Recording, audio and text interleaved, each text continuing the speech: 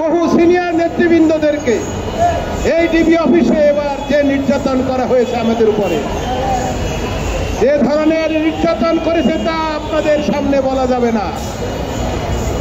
অতএব ওই সমস্ত পুলিশের হাসিনার পাচাটা কুত্তারা, তাদের বিচার এই বাংলার মাটিতে হবে।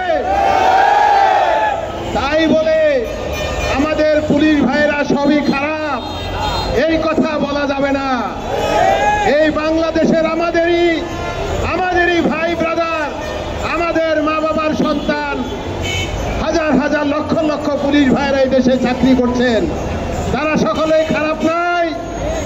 আজকে যারা হাসিনার নির্দেশে নির্মমভাবে দেশের মানুষের উপর নির্যাতন চালিয়েছে, নির্মমভাবে আজকে আমাদের নেতা কর্মীদেরকে মিথ্যা মামলা দিয়ে হত্যা করে গুম করেছে, ওই সমস্ত দুষ্কৃতকারী পুলিশ কর্মকর্তাদের বিচার হবে, রেহাই তারা পাবে না।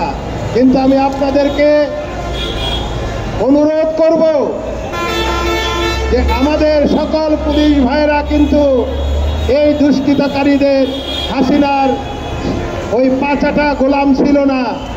অনেকেই চাকরির কারণে অনেক দায়িত্ব পালন করেছে, কিন্তু অতি উৎসাহী পুলিশ যারা এই অপকর্মে জড়িত ছিল তাদের বিচার হবে এবং তাদের নির্দেশদাতা হাসিনা, খুনি হাসিনা এবং তার প্রতিটা মন্ত্রী এবং আওয়ামী লীগের ওই সকল নেতাদের, গুন্ডা বাহিনীদের বিচার এই বাংলার মাটিতে হবে।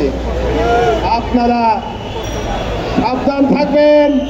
ওই সমস্ত আওয়ামী লীগের গুন্ডা পান্ডারা তারা কিন্তু চেষ্টা করবে এখন আবার আমাদের দলে যোগদান করতে চাবে, আপনাদের সাথে মিলেমিশে থাকার চেষ্টা করবে।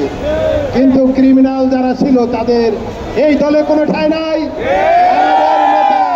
আমাদের নেতা জনাব তারেক রহমান পরিষ্কার নির্দেশ দিয়েছে যে ওই সমস্ত দুষ্কৃতকারী কোন নেতা কর্মীর এই বিএনপি অথবা কোন অঙ্গ সংগঠনে তাদের ঠাঁই হবে না। তাই তাদের ব্যাপারে সাবধান থাকবেন। এখনো তারা ষড়যন্ত্র করছে, তারা এখনো স্বপ্ন দেখে এই আওয়ামী লীগ আবার শেখ হাসিনা এই দেশে নিয়ে আসবে। 15ই আগস্টে কে কেন্দ্র করে তাদের একটি বিরাট ষড়যন্ত্র ছিল, কিন্তু যেভাবে আপনারা রাস্তায় নেমেছেন, আমাদের নেতা জনাব তারেক রহমানের নির্দেশ 14 এবং 15ই আগস্ট সকাল থেকে রাত পর্যন্ত আপনারা প্রতিটা অলিতে গলিতে যার যার এলাকায় আপনার অবস্থান নেবেন, যাতে করে কোনো ষড়যন্ত্রকারীরা আবার মাথা ছাড়া দিয়ে দাঁড়াতে না পারে। আমি আর কথা বাড়াতে চাই না, আপনারা সবাই ক্লান্ত। আপনাদের প্রতি অনুরোধ, আমাদের নেতার অনুরোধ, আমাদের নেতার নির্দেশ, তারেক রহমান সাহেবের নির্দেশ, আপনারা এই 2 দিন রাজপথে থাকবেন এবং এলাকায় পাহারা দিবেন। জনগণের জানমাল নিশ্চিত করার দায়িত্ব আপনাদের। পুলিশের পাশাপাশি আপনারা সবাই এই দেশের সাধারণ জনগণের জানমাল হেফাজতে রাখার চেষ্টা করবেন।